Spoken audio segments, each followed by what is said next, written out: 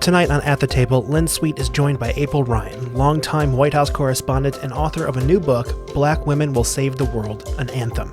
But first, a political roundtable on the state of local Illinois politics and what's ahead for Chicago's mayoral race. At the Table with Lynn Sweet starts now. Joining us now for the At the Table political panel, the Chicago Sun-Times chief political writer, Tina Sfondelis, Dave McKinney, the politics and government reporter for WBEZ, Ron Holmes, a Democratic political strategist who also has a private consulting company, and joining us for the first time, and a big welcome to Eleni Demircis, who is a former Republican communication strategist for former Republican House leader Jim Durkin, and also was a communications director for the Richard Irvin campaign for governor.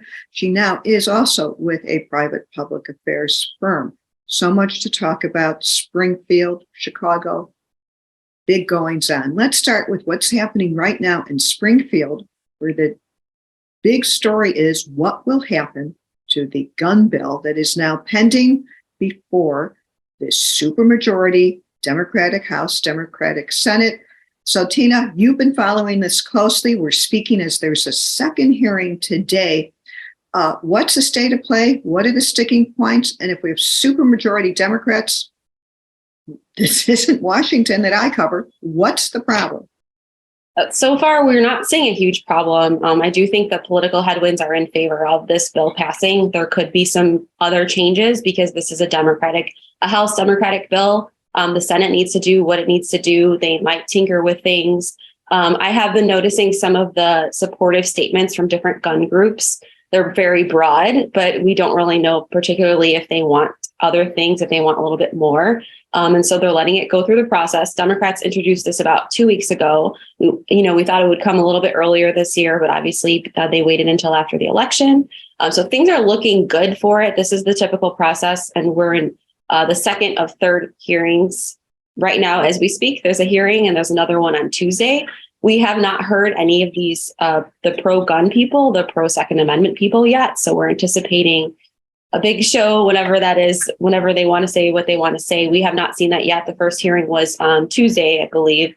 And that was a lot of gun victim survivors, including a Highland Park's surviving victim. So what is the provision in the legislation that might do the most impact to diminish the gun violence that is chronic in Chicago as well as in other places in the state? This is a good question. I do think that some of these assault weapons or some of these types of weapons that are out there that people believe should not be out in the streets, that they believe should be used by the military, the clips, they are clips that are added onto a gun that allow people to shoot rapidly. People believe that that is a contributing factor to gun violence in Chicago, to these mass shootings that we've seen. We had a Halloween shooting where 15 people were shot, including 3 kids in East Garfield Park. So we're seeing more and more of these. So they're trying to stem the flow of these, rapid fire guns that just, a couple of shots can kill multiple people. So they find that to be hugely dangerous. So what's the strategy here before I turn to the others? Tina, a vote in 2 weeks ago. I mean, do you think the vote will absolutely happen in the lame duck, or will it be kicked over to the new session? Well, the voting threshold is lower starting January 1st. It seems like it's going to happen. I think they need 60 votes. And like I said, the political headwinds are in their favor. Ron and others are working for organizations that are pushing this. We're getting the media is getting a push from all these national gun safety groups every day. There's a huge public affairs push right now, not to say that that's what makes anything go, but it's helpful. I believe that they're on TV. I think there's digital ads. So this is the final push. The lame duck session is in January, early January. And so they're hoping to pass this. And as I said, it looks like it's going to happen unless say the senators or other people kind of point out, hey, we don't like this one part. Or what if people say they don't want the FOID age limit in there? That has been a sticking point for years. So we're still trying to see a little bit of whether people want to tinker with the legislation. Ron Holmes, Springfield like the back of your hand. So you are part of protecting Illinois the Protecting Illinois Committee. So tell us, this is what is this? Is this an independent expenditure committee? What is it? What are you trying to do and how? Sure. Protecting Illinois Communities is a seat board that's organized a convener's table of folks that have been big voices and traditional voices in the gun violence prevention space, but as well as community voices. As everyone knows here, the NRA is a very organized and powerful force. So this group was kind of convened to make sure that, we can not only do the paid media that Tina referenced earlier, but also grassroots organizing, as well as provide a lobbying presence to help members not only be educated on the bill, but also feel comfortable back in their home district. Well, are you whipping it? What's on the back of your envelope? Yeah, so we are early, as Tina said, and I think that the first bill that you've seen is basically a draft in Springfield terms, right? So there are ongoing stakeholder meetings to change and tweak language to accommodate different constituency groups, but also make sure that there are no unintended consequences. Certainly, Tina reminded you that this is a product of the House work group. There is still work to do over on the Senate side. So while these hearings are happening, and we're hearing very powerful testimony from people that are ravaged by everyday violence, there's also going to be a process underway to make sure that Senate colleagues are also comfortable with this language or might have additional tweaks. So in the Northern Illinois, this is an easy, will probably be an easy vote for most people. But Dave, can you tell us the bigger picture? It's one thing to say, I always say supermajority Democrats, but not all Democrats are the same. In your analysis, what are the distinctions when it comes to a gun package between Democrats in the State House? Well, it used to be when Democrats actually held office downstate, these gun issues were, I think, more complicated because you might have somebody at the far southern tip of Illinois. It's almost kind of a religious experience when deer hunting season begins in parts of Illinois, and families come together around that, and it becomes a whole thing. And so any talk of doing anything with gun laws is kind of viewed as repulsive to people there. And so I think that's an issue here now that downstate is largely Republican and getting more Republican. It makes it a little easier, I think, to pass these kinds of bills. Look, the fact that on July 4th, Lynn, as you know, you were you observed it, the Highland Park massacre that unfolded. We have one of these mass shootings involving one of these weapons that it could be regulated that was used, happening in the collar counties, and the collar counties are where statewide elections get decided in Illinois. And I think, that's a factor. Suburbanites, by and large, are in favor of tighter restrictions on these types of weapons. And I think that's, that drives the narrative here in large part. I think it's going to be an interesting thing as it unfolds about, what do they settle on in terms of penalties here? Is it a felony to possess one of these items? That in past gun control debates, that always has been kind of the fly in the ointment. But one other little footnote here in the package of legislation that I've seen, there's a pretty innocuous resolution that Representative Morgan put on the table as well. I believe it's in committee here, that just simply honoring the victims in Highland Park and honoring the first responders and praising the village for the way it responded to July 4th. And I was looking at that the other day, and just in terms of the witness slips that were entered on this resolution that doesn't advocate gun control in any way, there were more than 300 people who were listed as opponents to that. And it boggles the mind how anybody in our society could be against a resolution like that. Well, especially since Bob Morgan represents Highland Park in the state legislature. So that's, if people are wondering why would he take that extra step to include it, it's because those are his constituents. So, Eleni, super minority Republicans who represent the Southern Illinois turf that Dave's talking about, what and how is the response, do you think, evolving and developing from within the Republican House caucus, and what do you see happening? So I think as Dave said, this is a very sensitive and important issue to downstate Illinois. And I think what we need to look at is more not about when this or if this is going to pass, but when is it going to pass? Because there's two options here now. They can either pass it in the lame duck, where you have unfortunately now a handful of House Republicans leaving, who would be more willing to take a controversial, well, in their eyes, controversial vote to make this bill bipartisan?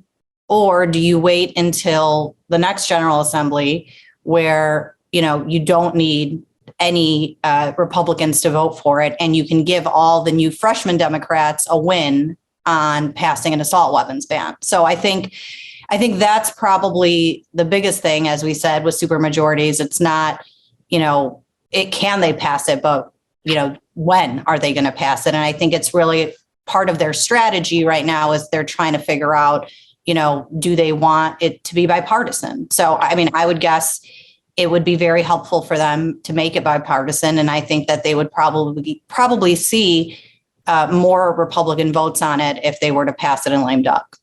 Well, that's such a shrewd statement. I had not realized that, because I know in Washington, Democrats call something bipartisan, and Republicans have too, if you just get one member of the opposite party. But so do you think of the lame duck state House Republicans that there are some who would be willing to vote for this? Absolutely. I absolutely think that there are. And I think, as we said earlier, in the suburbs, we've lost the cycle, a lot of House Republicans. And, those folks are probably at this point in a lame duck more willing to take a controversial vote that maybe they would not vote for if during an election cycle, if they were still in the mix. So I think that that's definitely something that Democrats are looking at. And, they probably, it's, in my opinion, would be in their best interest to make it a bipartisan bill.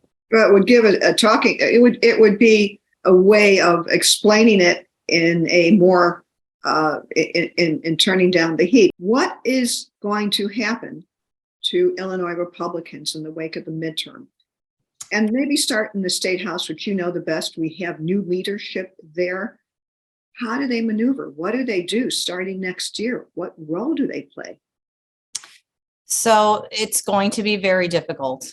Now we've lost a handful of House Republicans in the suburbs and collar counties. We're going to have a new leader, Tony McCombie, who's in the Quad Cities. And, she's, kind of been a bridge between the divides of the caucus. But the caucus has shrunk and has swung much further to the right now. And so, the best bet for her is to continue on with Leader Durkin's almost mantra of working with others on the other side of the aisle to get important things done for the state.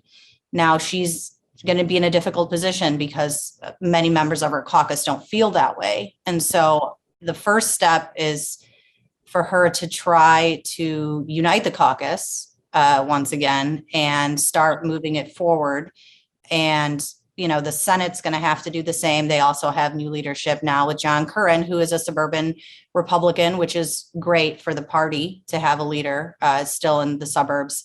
But the party is really just going to have to find ways to unite over the important issues that we can find compromise on with Democrats, because right now, we saw an election cycle where it most of the time was spent with inter-party fighting that ultimately resulted in a disastrous midterm. And so we really need to see Republicans unite across the board in the state and focus on the issues that they can agree on, and make those the platform that they want to fight for, to get independent voters to look their way, because that's key, as we know, in Republican politics for wins in Illinois. Well, I know that Illinois Republicans met a few days ago, and the leadership stayed intact. And I know that the downstate bloc, one of the leaders is Chris Miller, the state rep who's the husband of Congresswoman Mary Miller, they said, don't blame us for the GOP losses here. Before we move on, Eleni, is that analysis one you agree with, where the candidates who ran weren't, and their positions weren't the problem?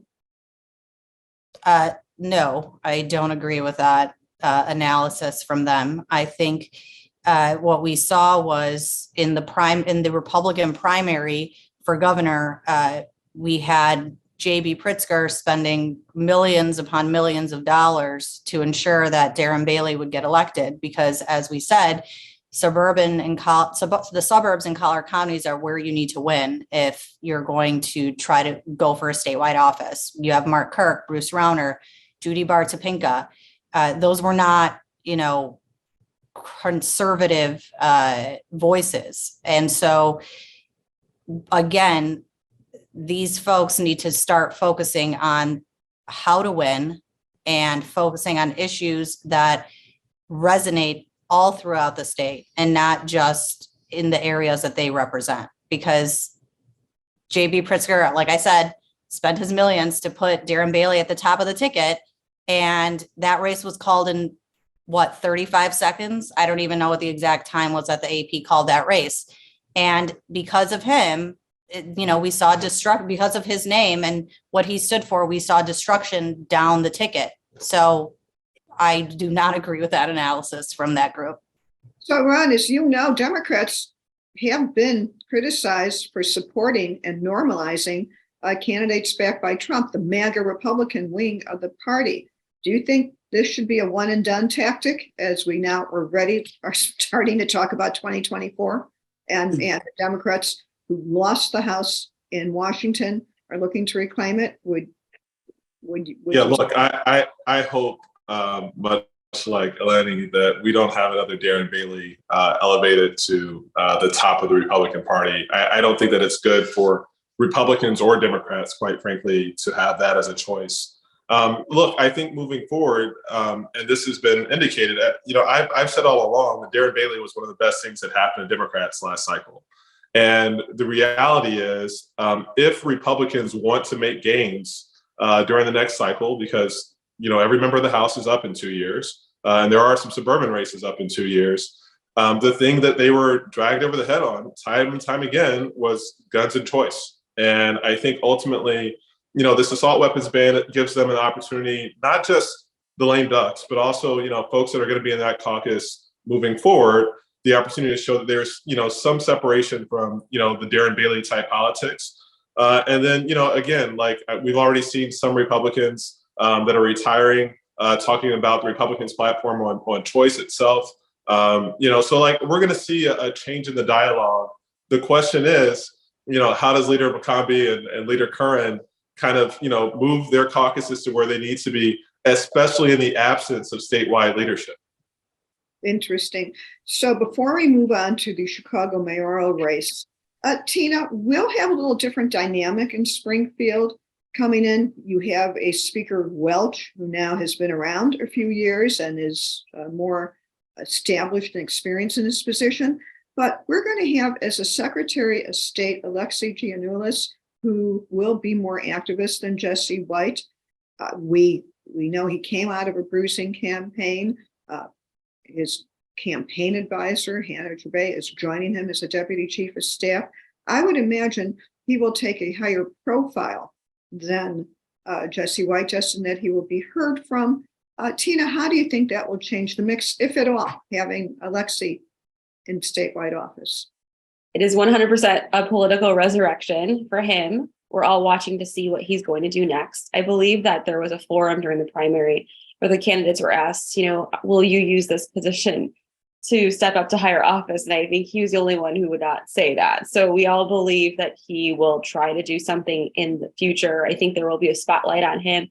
I think people will be watching, but it's also because Jesse White led that office for decades. And we've seen some changes, but now you have a younger person who likes the spotlight, who's going to make changes. So I do think that's going to be kind of a fun thing to cover next year, to see how he kind of revitalizes this office that is kind of a boring office. It can be. And so it's going to be interesting to see how he changes that up.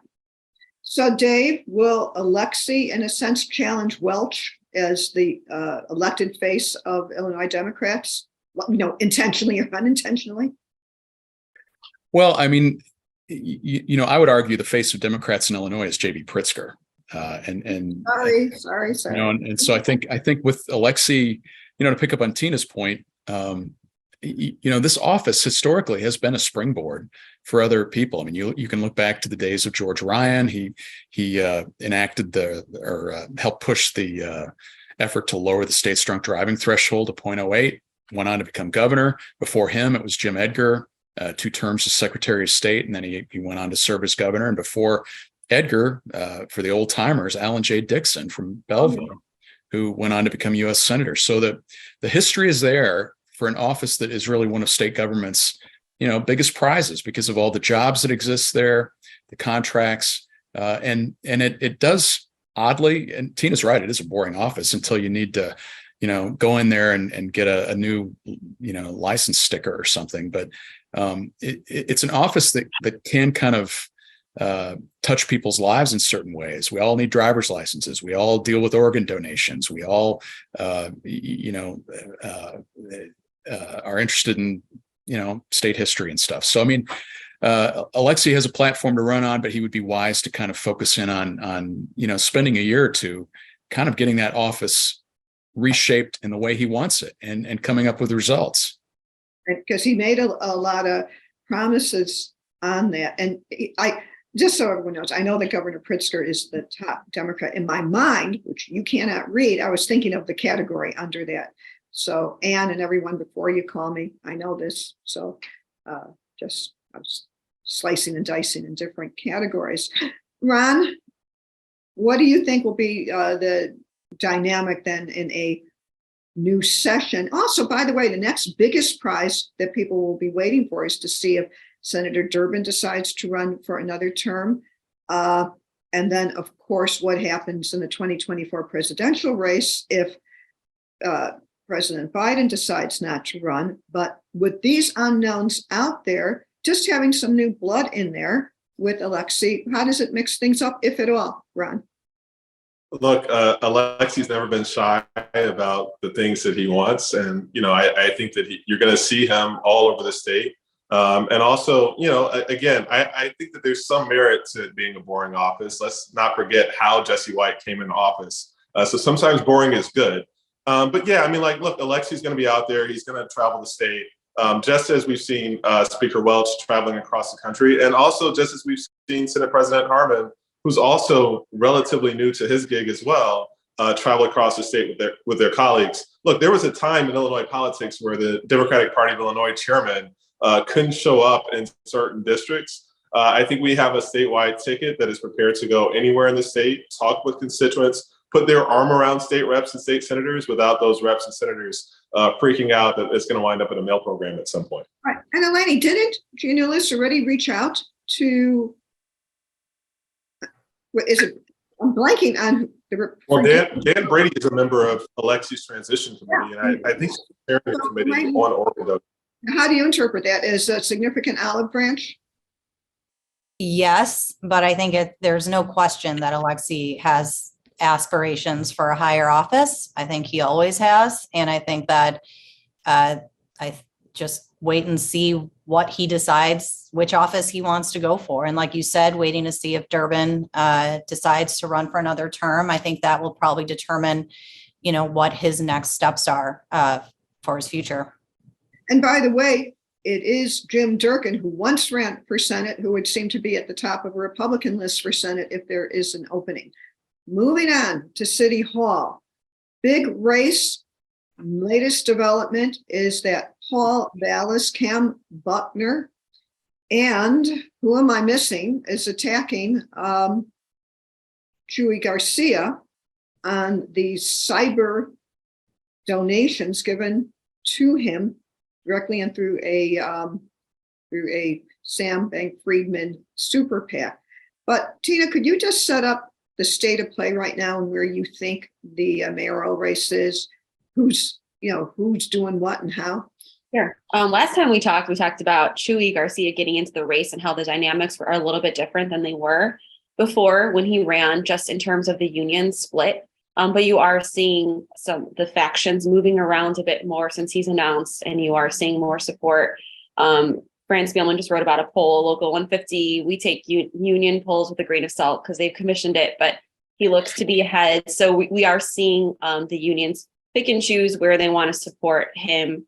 And you're seeing some other people as well. I think Paul Vallis is getting some business support and some of the more conservative support. So you're going to see how much of that is left. We don't think that there's a lot. So no offense to the conservatives, but conservative support in Cook County and Chicago, which we saw in the general election. But that's money. So we want to see how the money kind of what happens with that money. I think that's the interesting narrative of Chuy Garcia, the union support, how that's going to work, and also how the money race plays out. Right. And he is for the first time getting significantly beat up early, because if he wants to portray himself as the front runner by putting out a poll, then this is what you read now, is that you have three candidates, Lightfoot, Butner, and Vallis beating up on him. But the other thing, speaking of money, the American Federation of Teachers, they pledged $1 million. Has anyone seen any of it actually reported? No? Yes? So, Red, you are running. Could you tell us, you are involved in another third-party effort dealing with the city council elections. What is it and what do they want to do, and who's the money behind it? Yeah, so, I think there's been a lot of attention, rightly so, paid to, who is going to be the next mayor or remain mayor.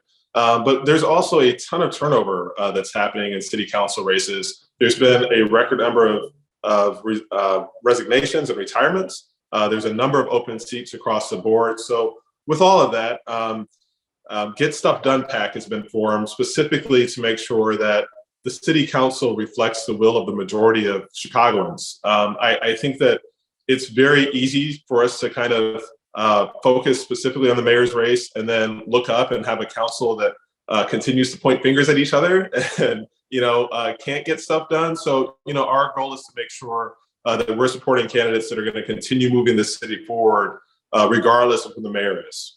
Well, this sounds like you're going to put together a slate and give them donations. Is that the plan? Or will you do party, or do you intend to do third party campaigning for them?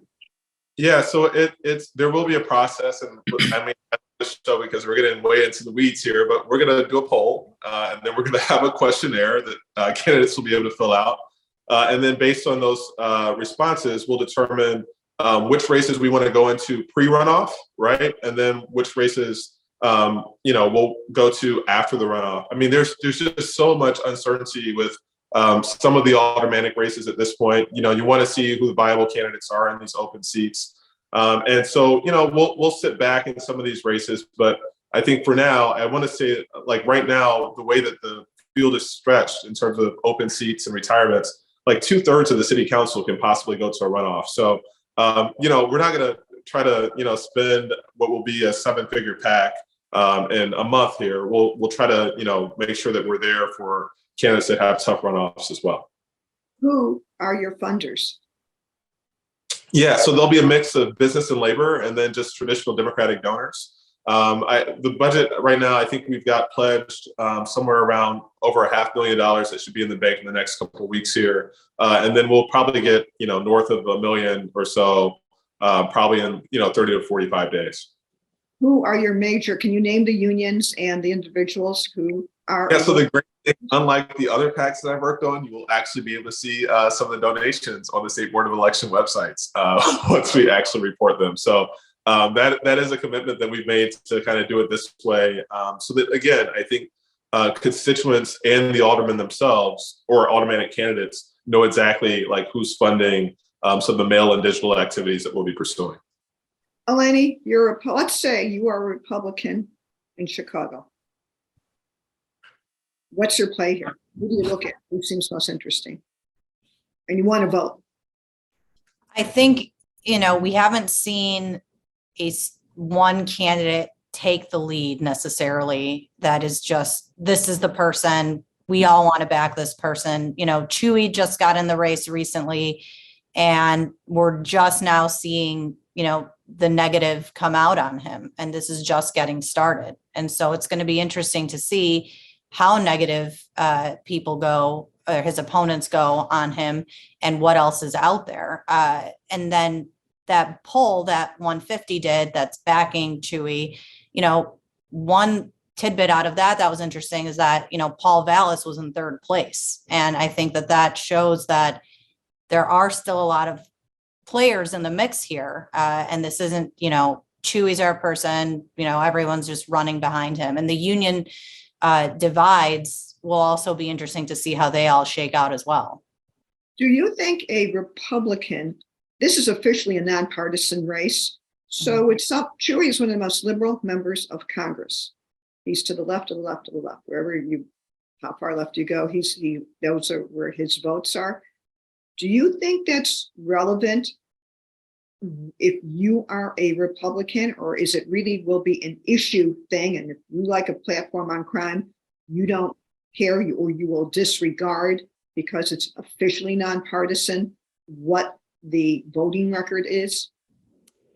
I think that plays some role in people voting. I think Republicans or Democrats. I think that this last election cycle, and maybe even before that, we've seen both parties shift to extremes on either side. And I think what you're seeing is a lot of people, regardless of party affiliation, that live in Illinois or even other states, are kind of looking for people to bring us back to the middle a little bit. And I think that being a Republican or a Democrat in the city of Chicago is not necessarily going to make or break you. I think right now the biggest issue is crime, as we also saw in that poll. And I think that most Chicagoans really are looking for someone who can do something about this. And I think people are scared, as Tina mentioned, the shootings that have been happening. I mean, they happen every day,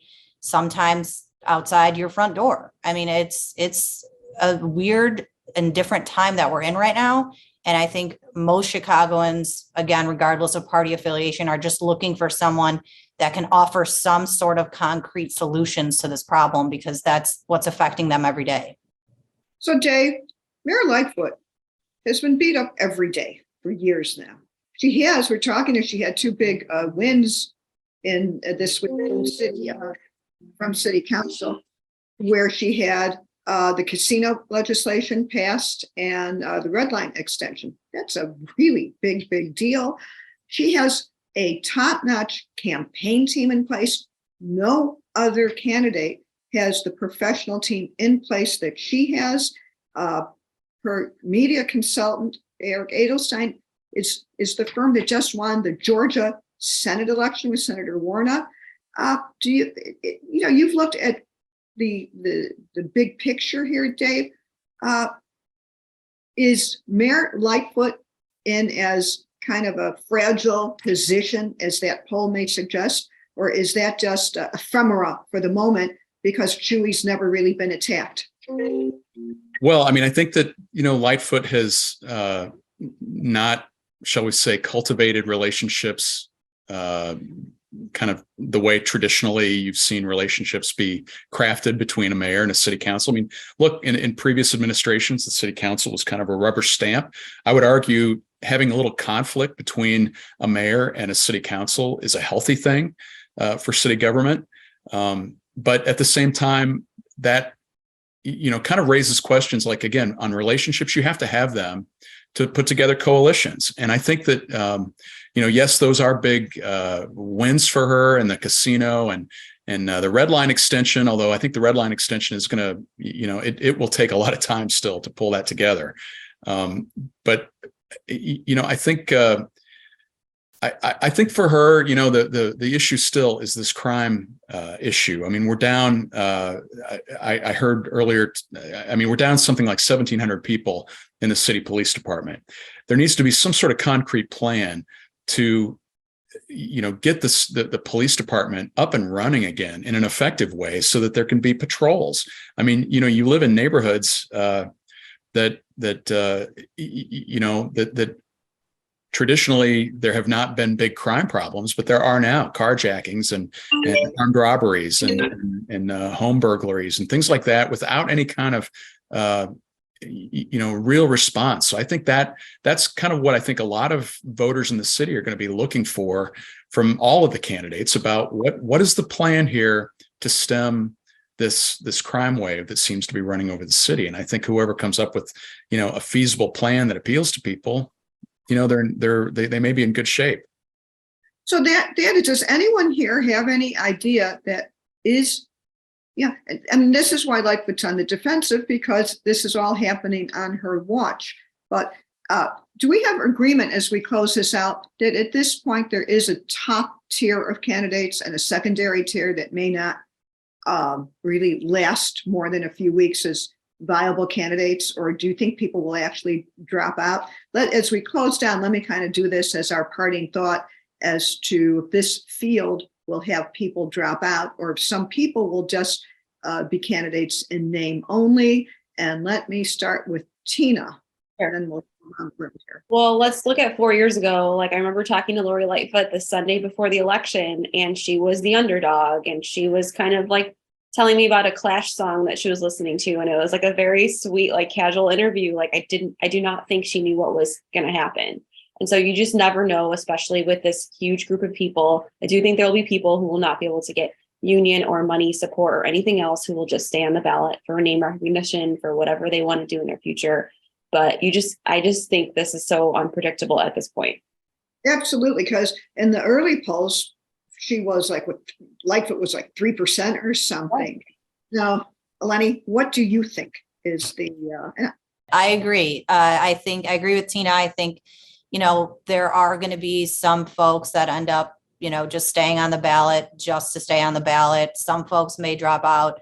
But I do think right now we have a top tier of candidates, but who knows by February 1st what that tier is going to look like. So I think we're going to see a lot of things, changing as we get into January and campaign mode really kicks in, and all the campaigns that plan to, fight the fight are going to come out strong in January, and we'll reassess then, I guess, who's in the top tier.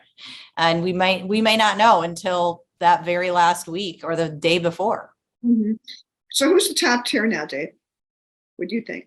Well, I mean, you have to count Lightfoot, of course. She's got the advantages of incumbency. Chuy Garcia, I think, is the other one. I mean, if the two of them are in a runoff, I think it would be, as reporters, it'd be a very fun election to cover, because they're both seasoned campaigners. They know how to appeal to people. And you go back in time, and like the dynamics here are a little bit different. I mean, when Rahm Emanuel, with the whole Laquan McDonald thing, the way that was handled, the cover up and just the violence, the video that we all saw, I mean, it torpedoed his political career in a way that, Lightfoot isn't facing that kind of existential threat.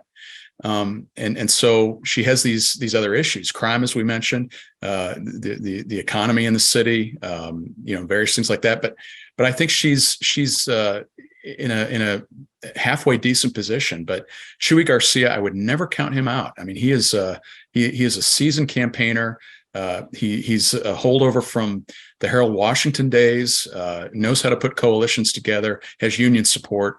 So I think the two of them right out of the gate have to be considered. That Vallis, he's kind of on the fringes, I think. I mean, Paul has certainly knows city government, having spent as much time as he did with CPS. But I do think that, he's kind of there's this, he's been in so many elections at this stage that, that I think there's a fatigue almost maybe associated a bit with Vallis. He's not a fresh face. And the last word we'll have from Ron. So Vallis and Lightfoot and Chuy all have records that they could be attacked on. Willie Wilson has no record. He's run multiple times. What is the Willie Wilson factor as we close out this edition of At the Table, Ron? Yeah, look, if Willie Wilson stays on the ballot, there is a considerable chunk of folks that are willing to vote for Willie Wilson, regardless of whatever he says over the course of this campaign. I think we've seen it from his last couple of races, which makes the question, or begs the question of why are there so many Black elected officials running in this race, and also like what the path is for some of the other Black candidates when you have Lori, when you have Willie on the ballot. Certainly something to watch over the next couple of months. And with that, really smart comments from everybody. This has just been, I'm honored that you all came today for this discussion of what's happening in Springfield and Chicago. Thank you for joining us at this edition of At the Table.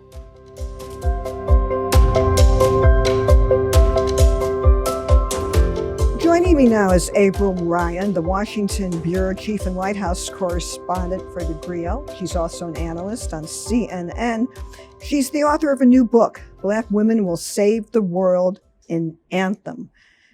You should know that April's the longest-serving Black female correspondent in history in the White House, and sometimes the only one. This is her fourth book, plenty of material. April has been covering the White House since January 13th, 1997. Welcome to Chicago. Thanks for having me. Welcome to the Navy Pier offices. I can't be in Chicago without coming to see you because you are in the White House press corps, our queen of Chicago. Well, thank you. Well, thank you. And congratulations on your latest book. Thank So you have said that Black women are in a moment. You talk about the new Supreme Court Justice, Jackson, Vice President Harris, the White House Press Secretary, Karen Perine.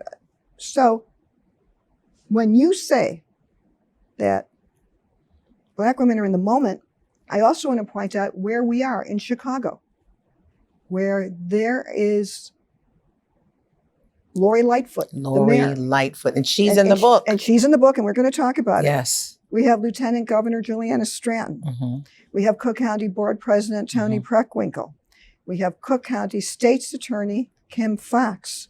We have had Carol Moseley Braun, Black female senator. U.S. Senator, yes. We are talking in a place that has spawned some of the biggest Black female leaders in the nation, most of whom now are serving in office real time. But your book, in a sense, takes a historical look, because you do say, as a profession, we've made progress, but as you also write, we're in a moment.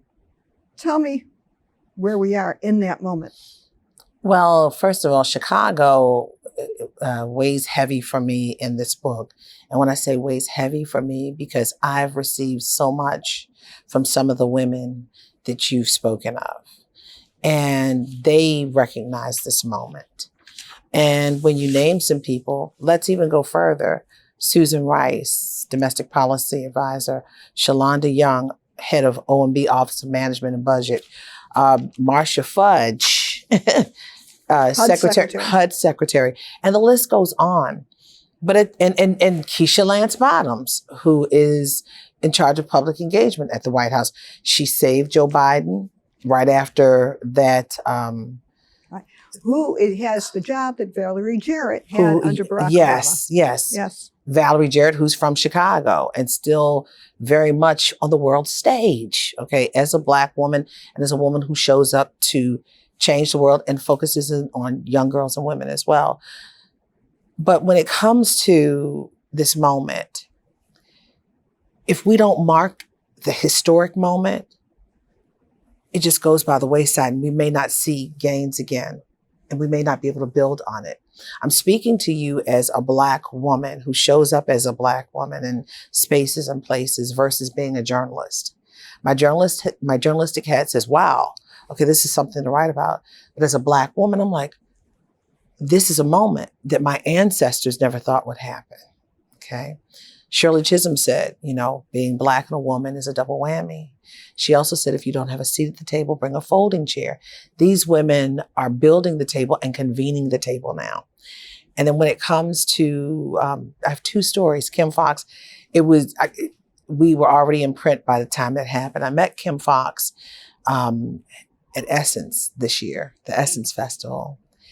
And it was so interesting. I met her with other Black DA women, female DA, Black female DA, DAs, I guess you would say, across the nation, from Georgia, Florida, Alabama. And Cori Bush was in that group. And we all huddled because there's been a strain on us being attacked, them attacked on different issues, be it voting, what have you. Cori Bush being attacked for her activism. The world saw why I was attacked. And some of those women, some of the DAs felt like they were going to bust, particularly the one from Georgia. And you could see the pain on their face. And that sisterhood of being in rarefied air is important. And Lori Lightfoot talked about that as well in the book. The mayor of Chicago, there's a gathering of Black mayors. Let me set that up, because you have some interesting passages where Mayor Lightfoot talks to you about her sister mayors. And you can only have sister mayors. It's a reference to Black females who are running major cities, because now we're in a time, we're talking in 2022, when it's not one, it's not two, there's a mass. So you quote, the mayor of San Francisco, London Breed, the mayor of DC, Muriel Bowser, the former mayor of Atlanta, Keisha Lance Bottoms, and the New Orleans mayor, LaTanya Cantrell. So these are what our Chicago mayor Lightfoot calls sister mayors. And Lightfoot, and you quote her in the book where you say, this is Lightfoot now, everybody, being a Black woman who has the audacity to aspire to leadership, we're always going to be judged by a different set of standards on it. And so could you tell us, you talk about in your book how she, in a sense, uses what she calls the sister mayors groups as some kind of a advisory group? I'm not going to say it's an advisory group, but it's a commonality amongst sisterhood. It's there. We all have a sisterhood, be it sorority sisters or close friends. You're a Delta, right? I'm a Delta, Delta Sigma Theta Sorority Incorporated honorary member.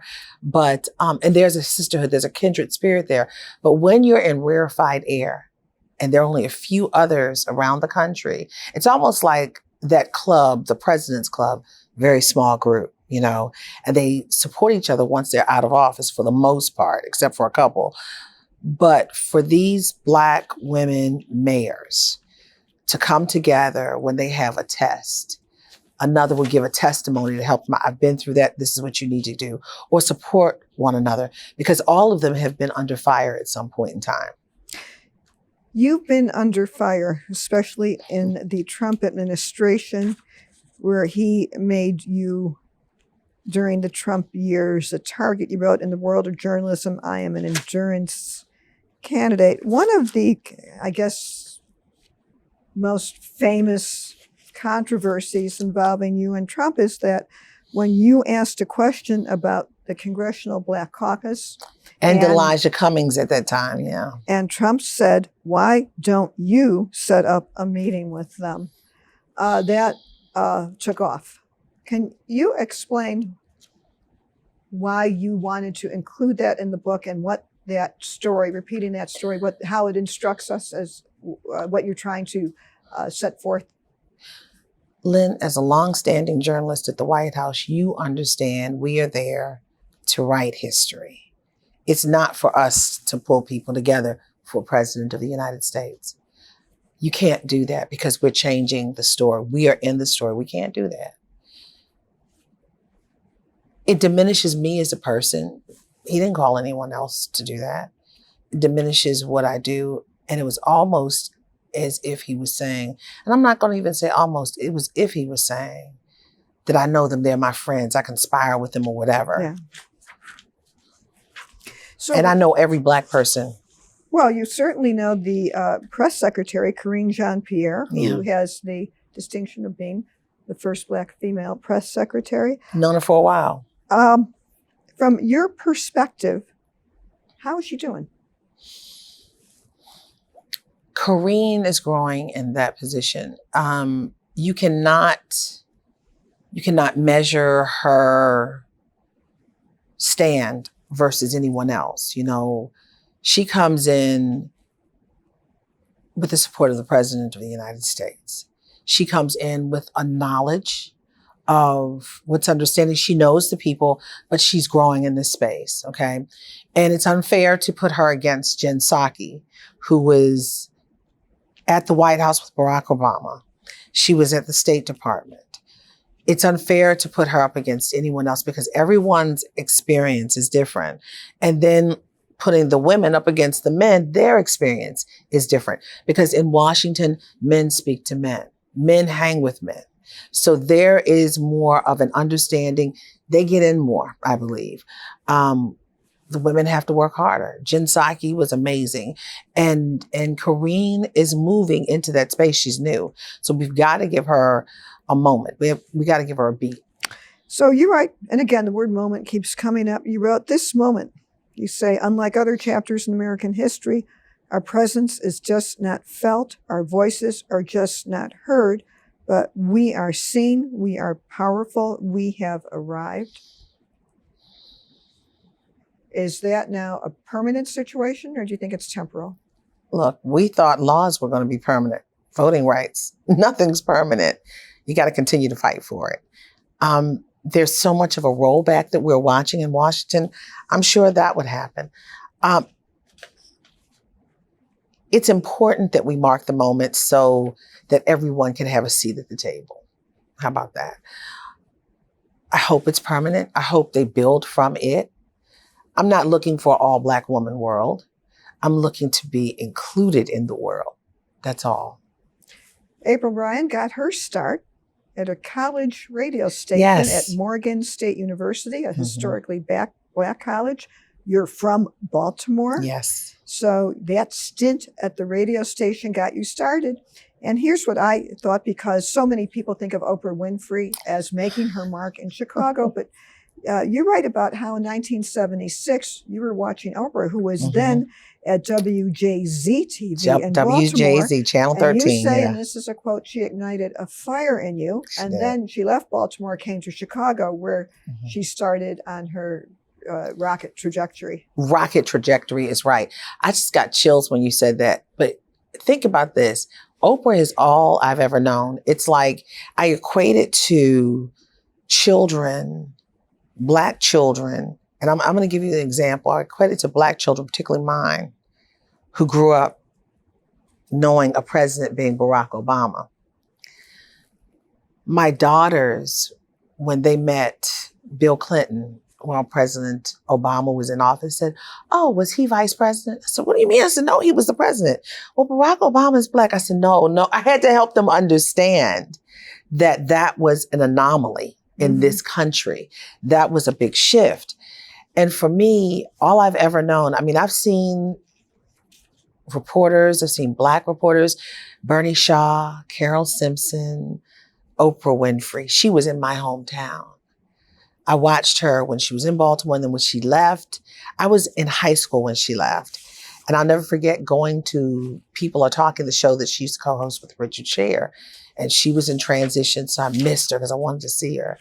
But to watch her on national television, this woman who came from Baltimore, I was like, wow, it gave me pride, and it still gives me pride to see her trajectory, to see this force, this world mover and shaker who happens to be a Black woman billionaire. Oh. I never wanted what she had, because I always said her blessings were for her. And I said, my blessings will be whatever they are. But I've always been happy. And she has set an example for me and a lot of other women. I don't want to be her, but she lets me know the sky is the limit when others said no. Well, a place where the sky wasn't the limit is how the impact of what you said are threats that came up in the Trump era. And let me write what you wrote, and then we could talk about it. You talk about how your hair fell out, my health, which deteriorated because of the stress, worry, and anxiety induced by actions and deliberate choices of the Trump administration, has rebounded. Donald Trump literally drove me to drink. Black women saved the world. Black women are saving the world. You better believe it. But we have paid an enormous price to do so. That's important to understand, too. I mean, that kind of goes deep in what you're sharing. Is this Yeah. The cost. Well, I mean, so this book has a memoir as well as a bit of history here.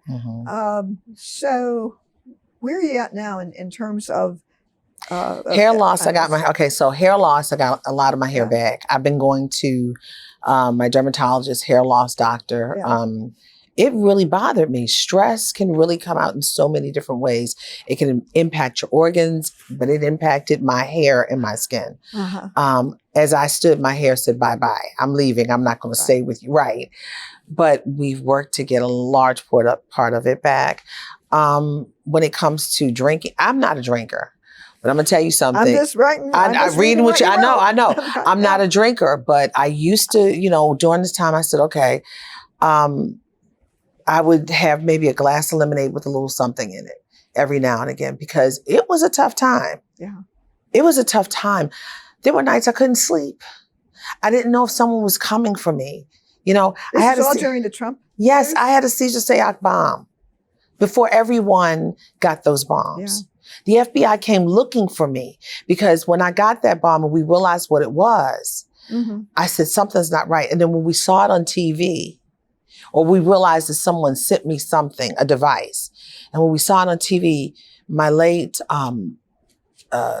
boss was like, we were like, that's what we got in the mail. The same kind of tape taped over the address label and the way it was packaged and the actual gizmo in my home with my children.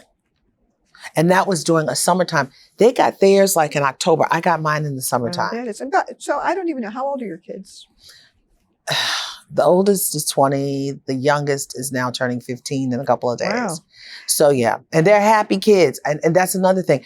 I never let them see an upset mom because you don't want your kids feeling like they're not going to live or something's going to happen. But we moved and I was strategic and that was a lot of worry and trying to keep them away from, they knew what was going on, but they never felt like they were in danger. So when your family saw you being attacked by Trump in various times throughout the 4 years, how did they react to it? My father, my late father, before he died, he kept saying, what is the FBI saying, April? Because the FBI came to the house and he would always ask, and my father was in and out of dementia, but he remembered that what is the FBI saying? Because he was worried about me. Wow. Yeah. It was a tough moment. I don't wish that on anyone. And that's why I said there was a commonality at essence. When you speak those words and you know that someone will act on your words and you know what you're doing, it's dangerous. And people wanted to support or whatever. And I internalized it. I kept working, but I internalized it. And another thing, I have a standing appointment every Tuesday morning at 8:15 with my therapist. You also write, and this is kind of related because everything's related in what you write, because you're writing about your life as in the history that is that is contemporaneous, but you write about something that's been around, and you say erasure is something all Black women know something about. Tell me about that. I'm going to ask you a question. Yeah. Who is the top researcher for Moderna, for the Moderna vaccine? It is, I don't remember her name, but I know it's a Black woman. Erasure. Because we're not talking about it. Hold on. I know, but we're not talking about it. It's Dr. Kazmia Corbett. Yes, but April, there's a lot of names I don't know. I know, but so I'm saying. I mean, just to be fair, that I didn't know that one. I understand. It's not the test. Okay. No, it's not the test, but what I'm saying is it's not the test. Yes. But in this moment when we're still dealing with COVID and we're being told to get these vaccines. Yes. And the sheroes and the heroes who are out there from the doctors, and you don't know the names. That's bad. Right. We can sit in an office and say something, and someone else will take that same idea, recraft it in a different way, and say it, and they get the credit for it. And that happens over and over again. I've had so many women come to me, Black women, who have identified with this very thing. Well, one of the things, going back to Mary Lightfoot, And you came to Chicago to talk to her? You were in Washington? No, we were in It was DC. We were in Washington. DC. I think that interview that you knew that I had. Yeah, I knew you were talking to her on one day. That's what I'm saying. Nothing Chicago gets past you in Washington. So I knew you were talking to her. Yeah. So you quote her in the book and saying, for Black women in particular, Lightfoot says, the cavalry is not coming to save you. Now, I think you put it in because I think you wanted to make a point larger than just Mayor Lightfoot. Can you explain? The story I just told you about the bomb threats. Mm-hmm. What do you want us to do?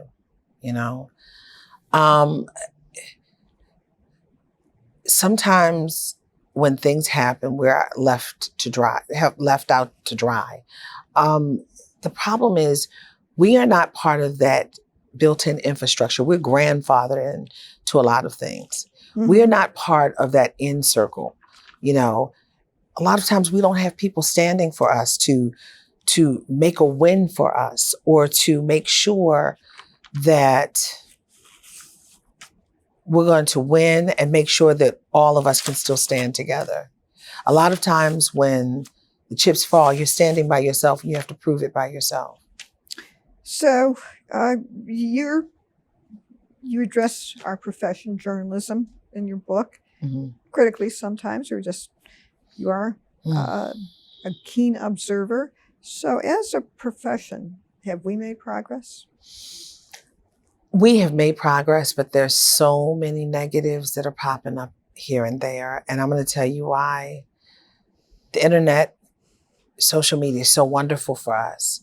But then you have these citizen journalists, then you have these bloggers that people believe are bringing you fact. And now so many of them are lumped in with us and we get a bad rap mm-hmm. for that. I believe that for us, the people who are working from fact-based news, we have to make sure we differentiate between fact and opinion because we are now in a space where people are confused. And for my reporting, because I understand keenly, mm-hmm. I try to make sure I have in there quotes from people on the record quotes, because, I hate the things sources tell us or sources. I have to have quotes so you know that this is indeed something. Right. So what do you think is the political future for Vice President Harris? Now we're speaking at a time where no one knows for sure if President Biden is going to run again. He told Al Sharpton he was going to run, according to Al Sharpton.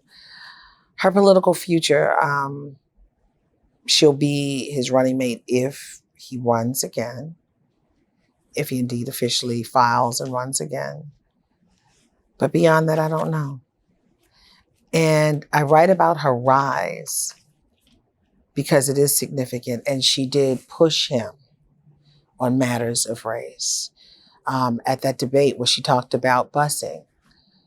And I write a lot about that situation because it took a lot for those two to come together, because he was very upset for a period of time that she did that, because he kept talking to me about their friendship, and he said, you know my heart, which was strange. And I was like, he's really hurt. I saw the humanity from this man who was trying to be at the White House. He was hurt. He knew me and he just felt that he could say it. They got together. But the question is, does America want her to be president? And right now that remains to be seen. I don't know. And on that note, I'm going to end quoting you back something that you wrote. This book, writes April Ryan, this book is a love letter to Black women everywhere. I see you and I thank you. April Ryan, thank you for joining me at the table. Thank you. Thank you, Lynn Sweet.